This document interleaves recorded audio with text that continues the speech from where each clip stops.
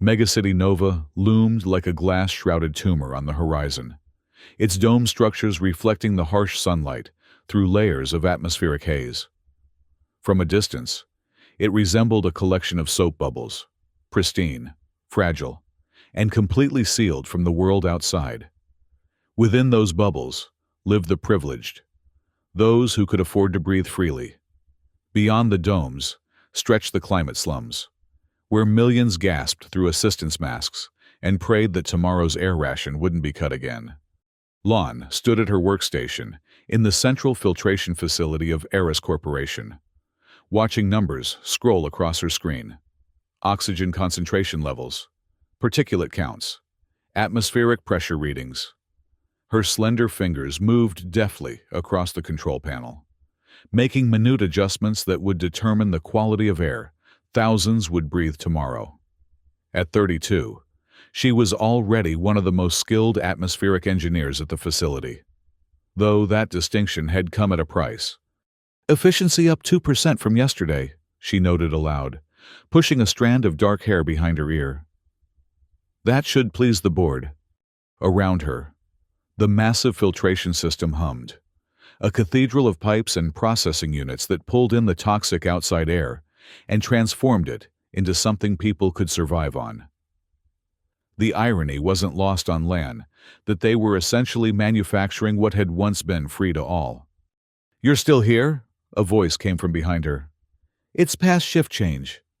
Lan turned to see Hana, her closest friend at Eris, and one of the few investigative journalists still permitted to cover environmental stories.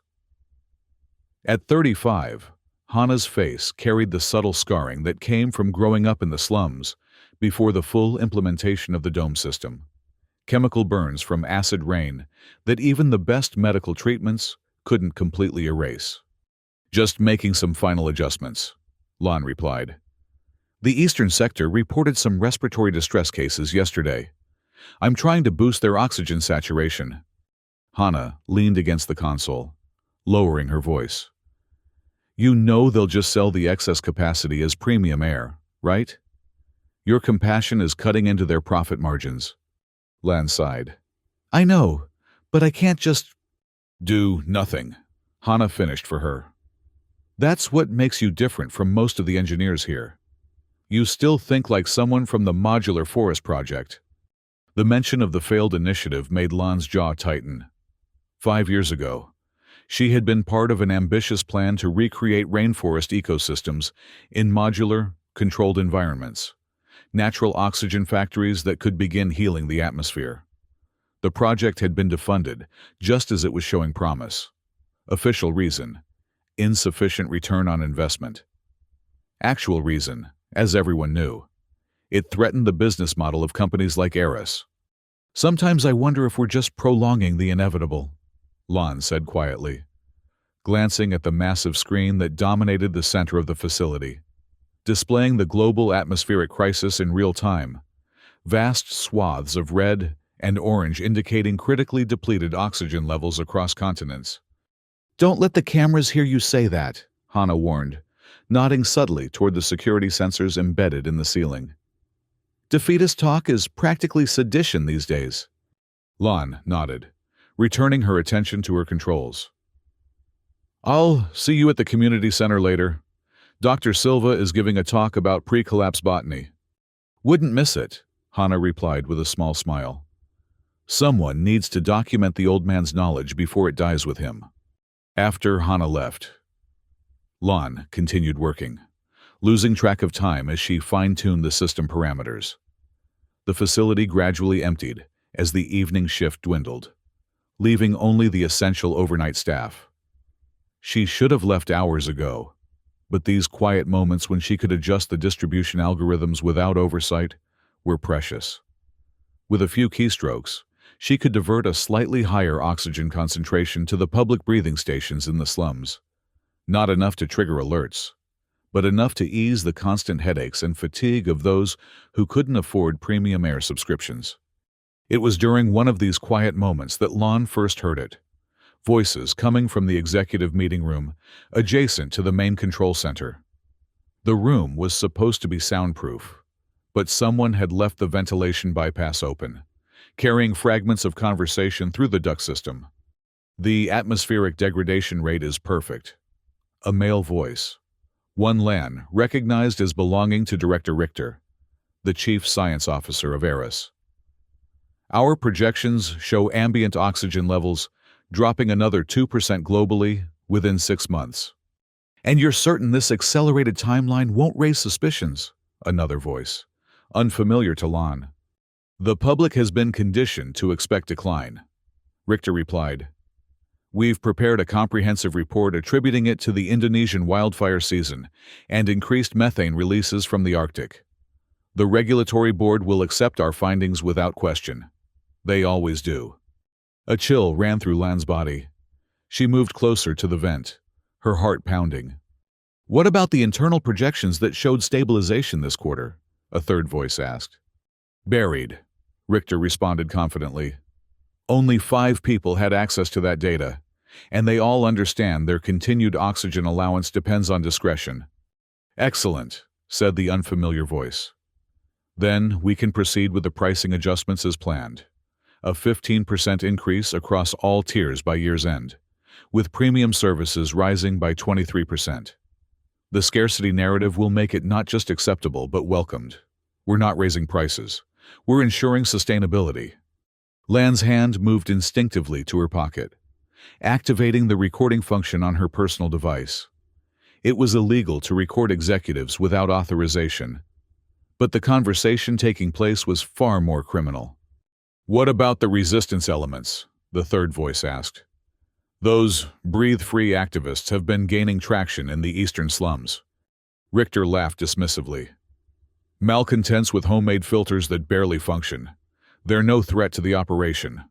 Besides, the new breath-tracking initiative goes online next month. Anyone obtaining oxygen outside regulated channels will be identified and dealt with swiftly. And the government? The unfamiliar voice pressed. Ministers Kumar and Chen have been allocated shares in our Himalayan extraction facility. Richter replied. Their cooperation is assured. The others will follow their lead, or find themselves struggling to afford basic air rights for their constituents. Lan felt her chest tighten, and not from oxygen deprivation. What she was hearing was confirmation of what many had suspected, but could never prove. Eris wasn't just profiting from the atmospheric crisis. They were actively engineering it. A sudden silence fell over the room, followed by the sound of chairs moving. The meeting was ending. Lan quickly returned to her workstation, trying to appear absorbed in her tasks as the executive suite doors slid open. She kept her eyes fixed on her screen, her fingers trembling slightly over the controls. Engineer Nguyen. Richter's voice made her freeze. Working late again. I see. Lan forced herself to turn, maintaining a neutral expression. Just finalizing the Eastern Sector adjustments. Sir, there were some anomalies in yesterday's readings. Richter studied her with cold gray eyes that seemed to calculate her value with each passing second. At 60, he had the lean, preserved look of someone with access to the highest quality medical care and enhanced oxygen treatments. No one at his level ever experienced the chronic hypoxia that plagued the masses. Admirable dedication, he said finally. You were always my most promising student. It's why I brought you into Eris after the modular forest failure. He always referred to it that way, a failure, though Lan and her colleagues had data proving otherwise. Thank you for the opportunity, sir, she replied, the words tasting bitter. Don't stay too much longer, he advised, already turning away. The new security protocols initiate at midnight. Anyone in the building will be subject to enhanced screening. He paused, glancing back at her. Including breath composition analysis. The threat was subtle, but clear. The latest breath analyzers could detect trace compounds that revealed not just what you'd been breathing, but where you'd been and who you'd been with. The technology was officially for health monitoring, but everyone knew its real purpose was surveillance. I'll be leaving shortly, Lan assured him, after Richter and his associates departed. Lon waited 10 minutes before gathering her things. Her mind raced as she made her way through the sterile corridors toward the exit.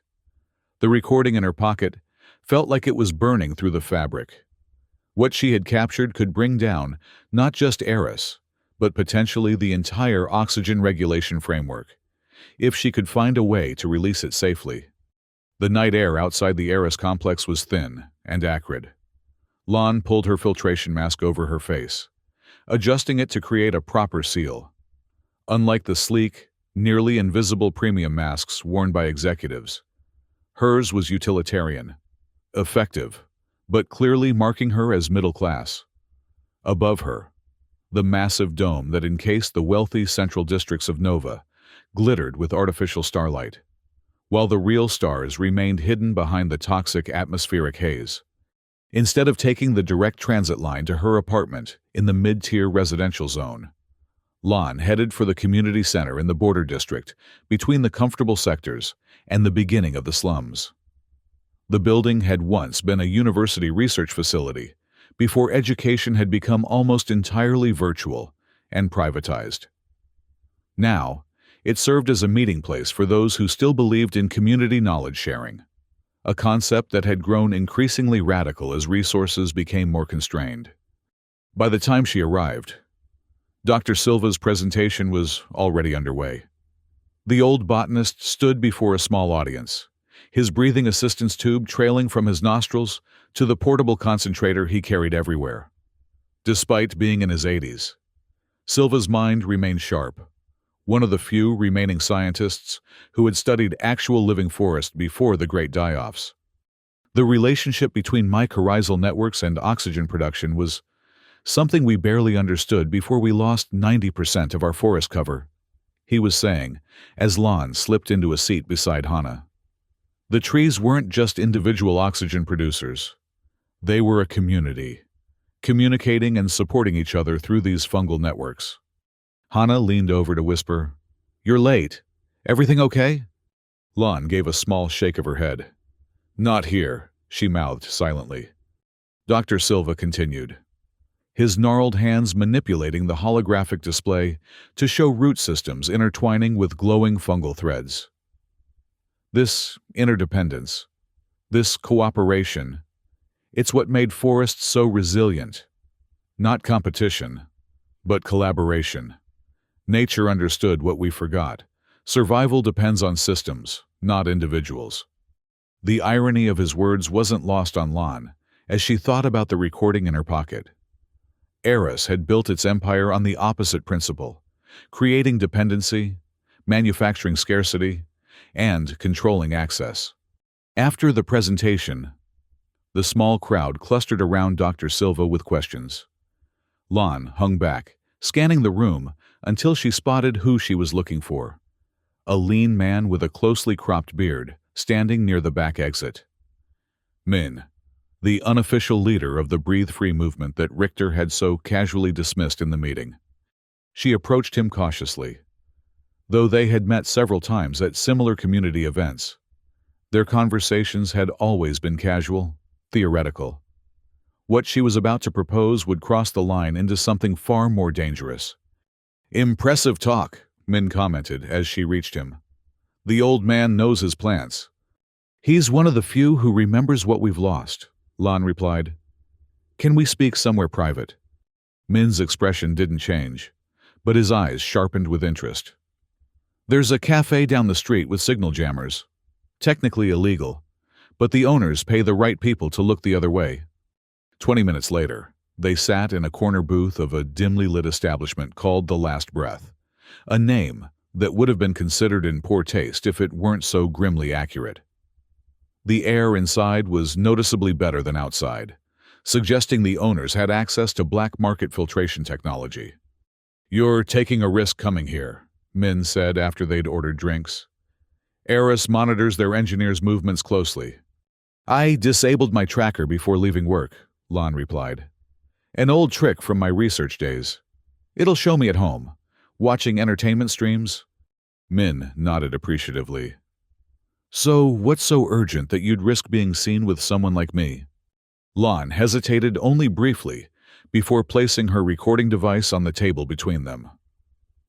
I need to get this information to people who can use it properly, people who won't be silenced. And what exactly is this information? He asked cautiously. Evidence that Eris is deliberately accelerating atmospheric degradation to increase oxygen prices, recorded directly from a meeting between Richter and government officials this evening. Min's casual demeanor vanished.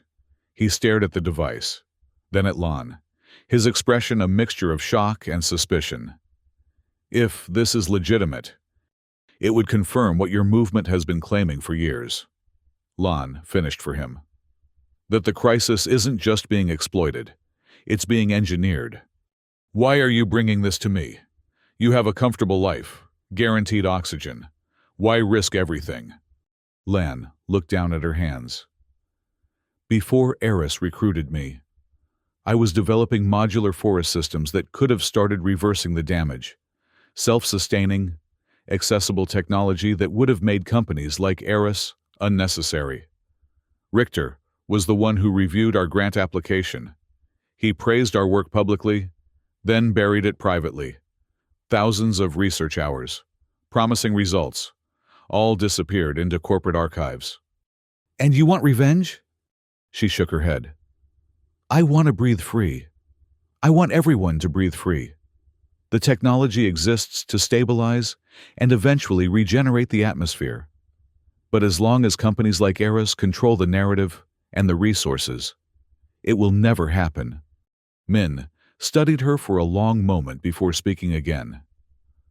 Do you understand what you're stepping into? Breathe Free isn't just about information sharing or black market filters. We're building an alternative infrastructure, preparing for direct action. People who join us face real consequences. I understand the risks, Lon said firmly. Do you? Min challenged. Your brother works for Eris too, doesn't he? In security. The mention of her brother sent a jolt through Lan. How did you know about that? We research everyone who approaches us, especially those with corporate connections. Min's expression softened slightly. Family ties are the first leverage they use against dissenters. Lan thought about her younger brother, Tuan. They had grown up in the early days of the domes, when the class stratification was just beginning. Their parents had sacrificed everything to secure them education credits, determined that their children would have access to clean air and opportunities. Tuan had chosen the security path, practical, lucrative, and deeply embedded in the system Lan now wanted to challenge. My brother and I don't share the same views on many things, she said carefully. But he's not involved in this decision. Min nodded, seemingly satisfied for the moment. I'll need to verify this recording before we can proceed, and you'll need to be vetted more thoroughly. I understand. He took the device and pocketed it. If this checks out, someone will contact you within 48 hours. Until then, go about your normal routine. Any deviation could trigger surveillance flags. As they prepared to leave separately, Min added, One last thing, if you're caught, we've never met. The movement can't risk exposure, even to help you. I wouldn't expect otherwise, Lon replied. Outside, the night had grown colder, the thin air carrying the metallic taste that preceded acid rain. Lon pulled her mask tighter and headed for the transit station, her mind churning with the enormity of what she had just done. There was no turning back now. The next morning dawned gray and hazy. As most mornings did in Nova, Lon went through her regular routine, checking her oxygen meter, adjusting her home filtration system, preparing a breakfast of synthesized proteins and lab-grown vegetables. The ordinary actions felt surreal after the previous night's events. At work, she maintained her usual efficiency, making adjustments to the filtration systems, attending team meetings, and avoiding direct interaction with Richter or any of the senior executives. The recording device's absence from her pocket felt conspicuous, though she knew it was safer with Min than with her. 2 days passed with excruciating slowness. Lon began to wonder if Min had decided she wasn't trustworthy, or worse, if he had been arrested before he could verify the recording. On the evening of the second day, as she was preparing to leave Eris, her personal communication device buzzed with an incoming message, a simple meeting request from an environmental research collective she occasionally contributed to. The time and location encoded within it, however, were clearly not for any legitimate research gathering. At precisely 9 o'clock that night, Lan found herself standing before an unmarked door in one of the less monitored sectors of the mid-tier residential zone. She knocked in the pattern indicated in the message. 3 quick taps, followed by 2 slow ones. The door opened to reveal a compact space that had been converted into what appeared to be a makeshift laboratory. Air filtration equipment, some commercial, some clearly modified or homemade, lined the walls. In the center of the room stood Min, alongside several people Lan didn't recognize, and one she did, Dr. Silva, looking somehow more vibrant than he had at the community center. "Our newest ally arrives," Min said by way of greeting. "Come in quickly. We don't have much time." As the door sealed behind her, Lan felt the air change. It was richer, more humid, carrying subtle organic scents that had become rare in the sterile environments most people inhabited. "How is the air so good in here?" she asked, involuntarily taking deeper breaths. A young woman with intricate breathing tube modifications smiled. "Biofilters, living systems that clean and enrich simultaneously. Dr. Silva's design." The old botanist nodded. "Based on my research before the collapse, plants, bacteria, and specialized fungi working in concert. Nature's own filtration system, miniaturized and enhanced." "We've heard your recording," Min interrupted, bringing the focus back to the matter at hand. "Multiple times. It's been authenticated. What Richter and the others discussed confirms our worst suspicions and validates the atmospheric data we've been collecting independently." "So what happens now?" Lan asked. "Now we bring you fully into the fold," Min replied. "Your access at Eris is invaluable, but we need to know you're committed beyond just providing information." "I am," Lan assured him. "Whatever it takes." Min gestured to a wall display that flickered to life, showing a schematic of what appeared to be Eris's central facility, the same building where Lan worked every day. "This is our primary target," he explained. "Not for destruction, but for liberation. The filtration technology, the atmospheric processors, they belong to humanity, not to corporations." "You're planning to seize Eris?" Lan asked incredulously.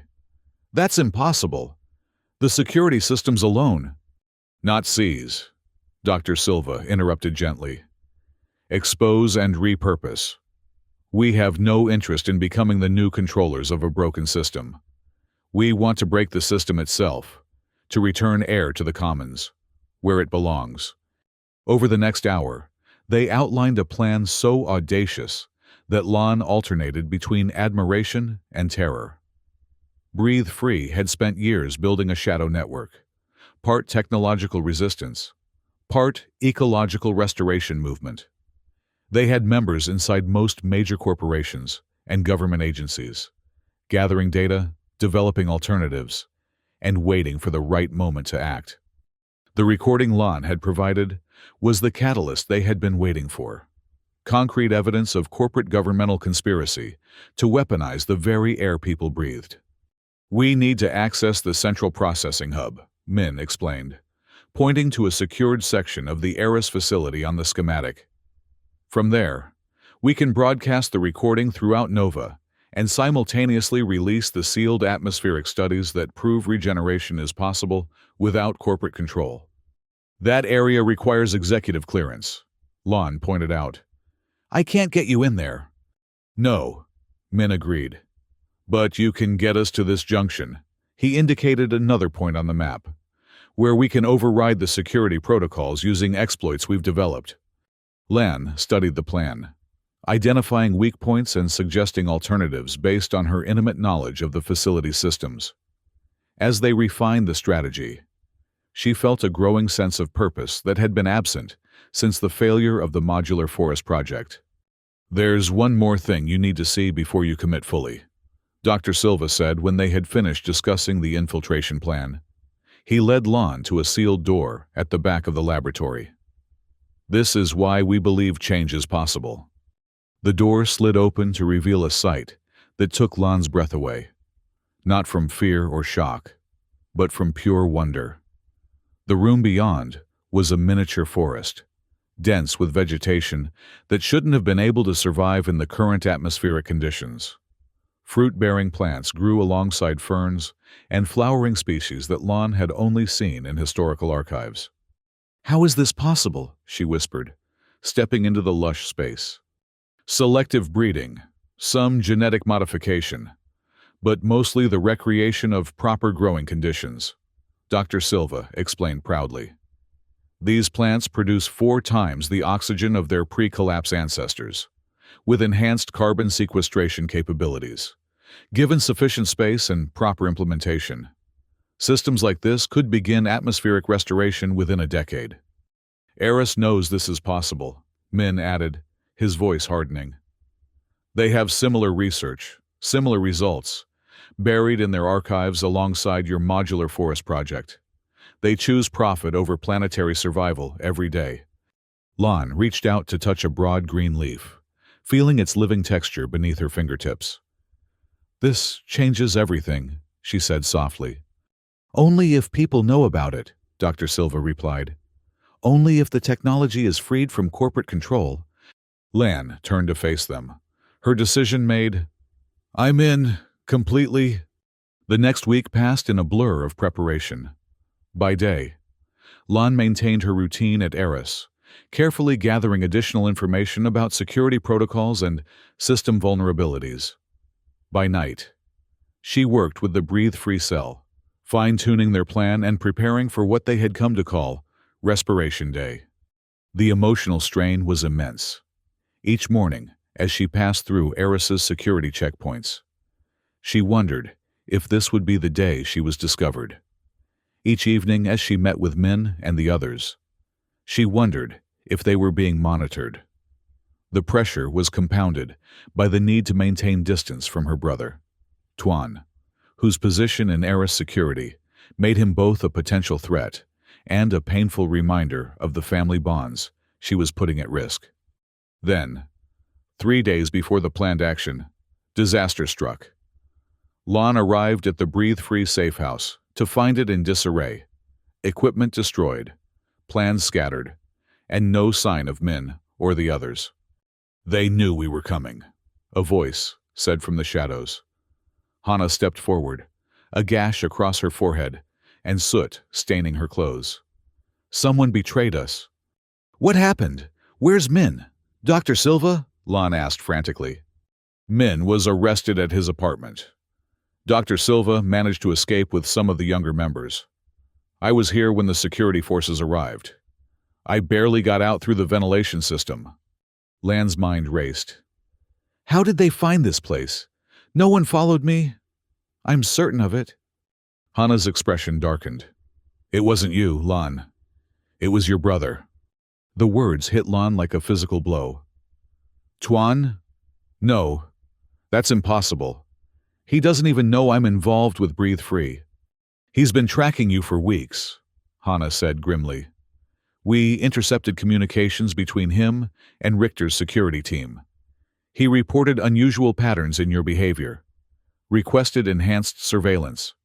Lan sank into a chair, her legs suddenly unable to support her.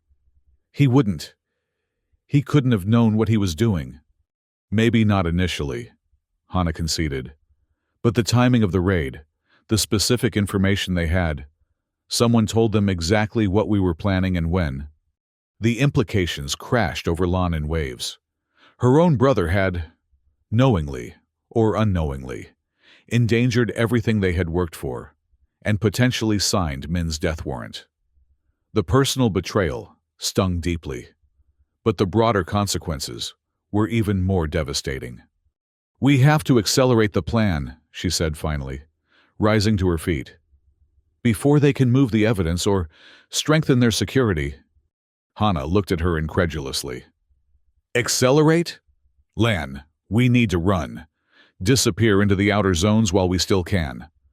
And then what? Lan demanded. Wait until Eris completes their atmospheric degradation plan? Watch oxygen prices rise until half the population can't afford to breathe? No. We move now, with whoever we can still contact. It would be suicide, Hana protested. Maybe, Lan acknowledged. But doing nothing is a slower death for everyone. She paused, then added more softly. Besides, I need to know if Tuan betrayed us intentionally. I need to face him. Hana studied her friend for a long moment before nodding reluctantly. I can contact some of the others who weren't at the safe house, but we'll need a new plan. We can't use the access points we discussed before. Lan thought quickly, mentally reviewing the Eris facility layout. There's another way in, through the maintenance tunnels beneath the primary filtration chamber. I'll need to override the environmental seals, but with your hacking skills, it's possible. Over the next 24 hours, they cobbled together a desperate plan with the remaining breathe-free members they could trust. Without Min's leadership or Dr. Silva's technical expertise, their chances of success were dramatically reduced. But the alternative, inaction, was unthinkable. The day of the operation dawned with an atmospheric warning in effect. High toxicity levels. Mandatory enhanced filtration recommended for all citizens venturing outside protected zones. The alert worked in their favor, reducing the number of personnel at the Eris facility and providing cover for their filtration equipment, which might otherwise have drawn attention. Lan arrived at work as usual, her outward calm belying the storm of emotions within. She performed her regular duties methodically, watching the clock and waiting for the precisely coordinated moment when she would begin the most dangerous act of her life. At exactly 3:47 p.m., she initiated a subtle cascade failure in the eastern sector's filtration system.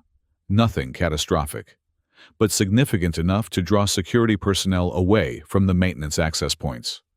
Then, during the controlled confusion that followed, she slipped away from her workstation and made her way to a seldom-used utility corridor. Hana and 3 other breathe-free members were waiting exactly where they had planned, disguised as maintenance workers with identification credentials that would bypass the basic security scans. The diversion worked, Lan informed them quickly. We have approximately 12 minutes before the system stabilizes, and they notice I'm missing from my station. They moved swiftly through the corridor to a service elevator that would take them to the subterranean levels. As the doors closed, Lan caught a glimpse of a security officer rounding the corner and felt her heart stop as she recognized her brother's face. Their eyes met for the briefest moment before the elevator began its descent. We've been spotted, she said tensely. We need to move faster. The maintenance tunnels beneath Eris were a labyrinth of pipes and conduits, carrying the lifeblood of the facility, filtered air, water, power.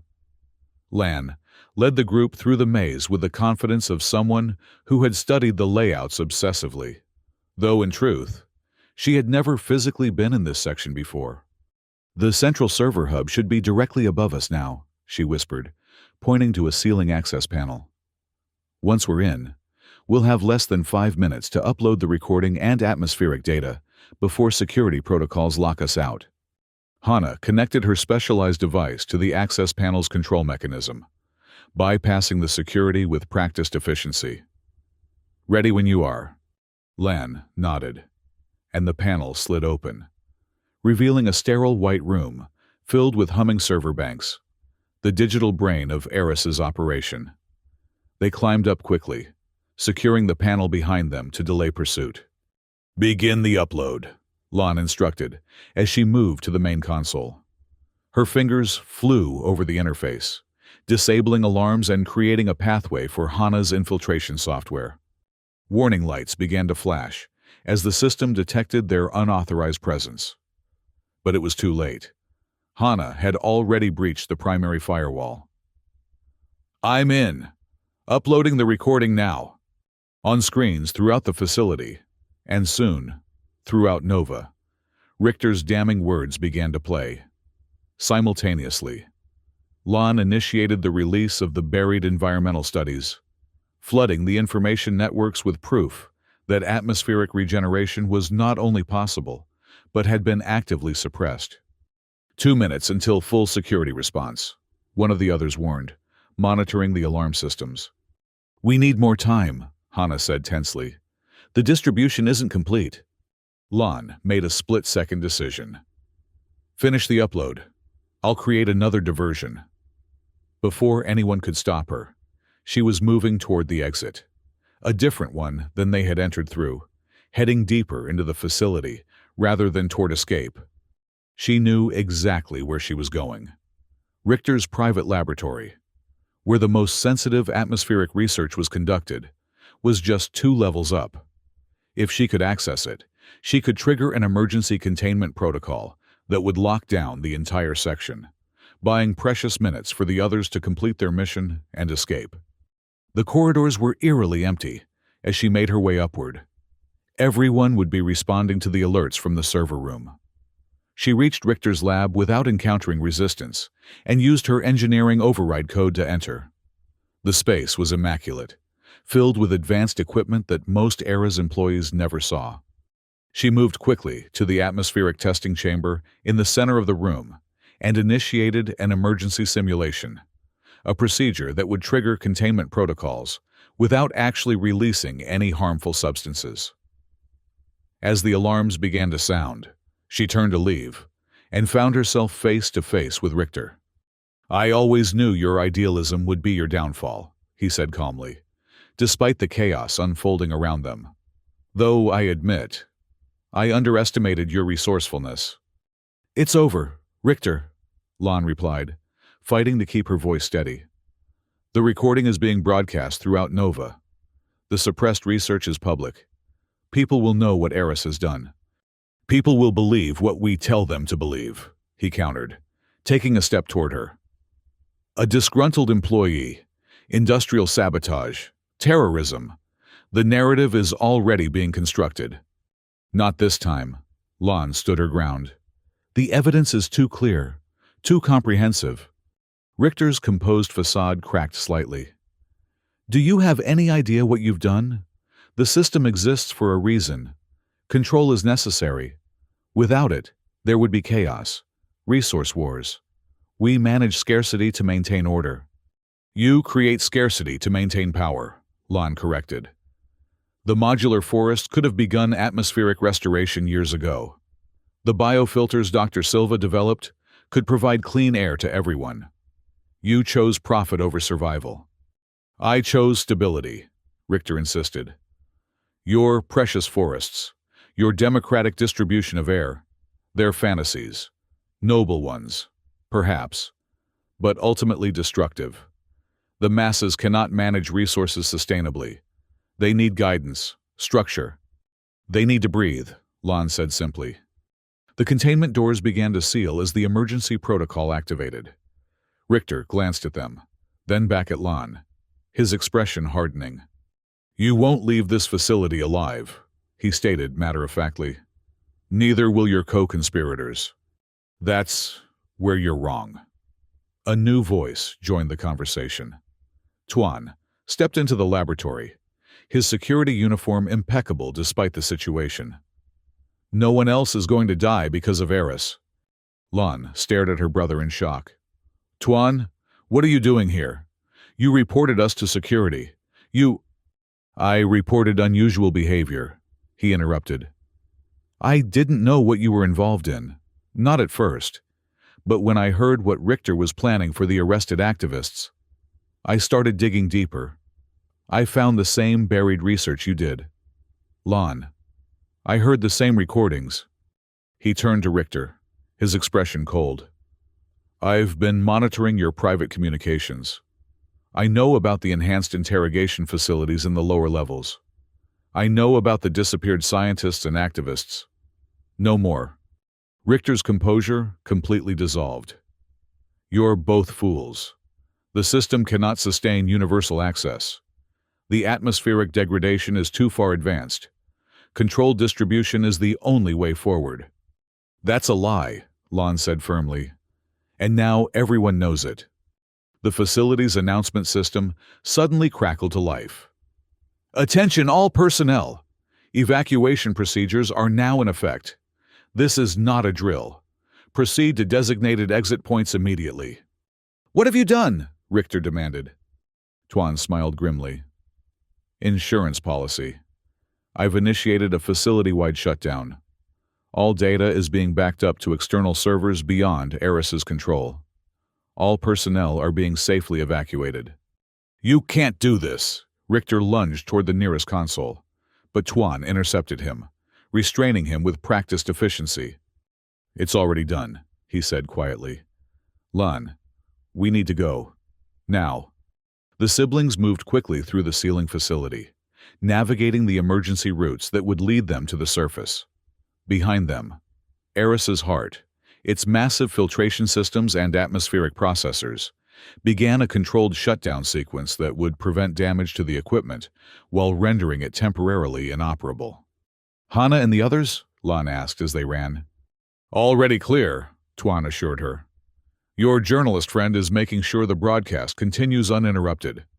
They emerged into the fading daylight to find a scene of controlled chaos.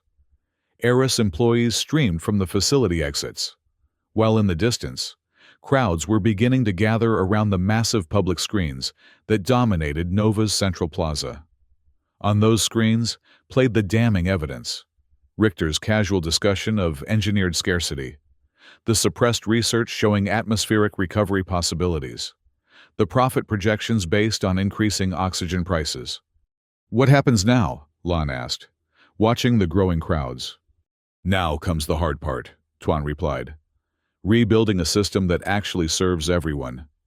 The next few weeks unfolded with dizzying speed.